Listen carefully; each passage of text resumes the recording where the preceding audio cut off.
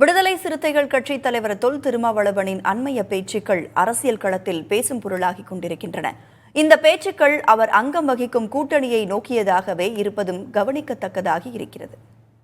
எந்த சூழலிலும் ஒரு தலித்தை முதலமைச்சராக ஏற்றுக்கொள்ளுகிற நிலை இங்கே இல்லை, வர முடியாது. ஒரு தலித் முதலமைச்சராக வர முடியாத ஒரு சோசியல் ஸ்ட்ரக்சர் இங்கே இருக்கிறது, வர முடியாது. இந்தியாவின் குடியரசுத் தலைவராக கூட திரௌபதி முர்மு என்கிற பழங்குடி பெண்மணி வர முடியும்.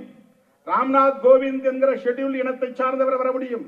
KR நாராயணன் என்கிற ஷெட்யூல் வகுப்பை சார்ந்தவர் வர முடியும். ஆனால் இந்தியாவின் பிரதமராக வர முடியுமா? இந்த கேள்விக்கு விடை சொல்ல முடியுமா?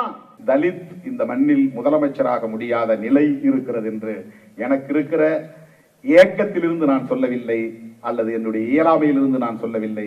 இன்றைக்கு எக்ஸிஸ்டிங் சோசியல் ஸ்ட்ரக்சர் என்னவாக இருக்கிறது, சமூக கட்டமைப்பு என்னவாக இருக்கிறது, சாதிய இறுக்கம் நிறைந்ததாக இருக்கிறது. இந்த மாநாட்டுக்கு வரணும்னு விரும்புறவங்க வரட்டும். அதிமுக கூட வந்து பங்கேற்கலாம், அதிமுக கூட வரலாம், எந்த கட்சியும் வரலாம், எல்லா கட்சியும் வரலாம். மது ஒழிப்பில் உடன்பாடு உள்ள அனைவரும் ஒரே மேடையில் நிற்க வேண்டிய தேவை இருக்கிறது. 2016 கூட்டணி ஆட்சி என்ற குரலை உயர்த்திய கட்சி விடுதலை சிறுத்தைகள் கட்சி. கேபினெட்ல ஷேர் வேணும், பவர் ஷேர் வேணும், சீட் ஷேர் இல்ல, பவர் ஷேர். இதுக்கு முன்னாடி தோன்றிய இயக்கங்கள் எல்லாம் அப்படி பேசினாங்களான்னு எனக்கு தெரியாது, வரலாறு. பவர் ஷேர் வேற, சீட் ஷேர் வேற.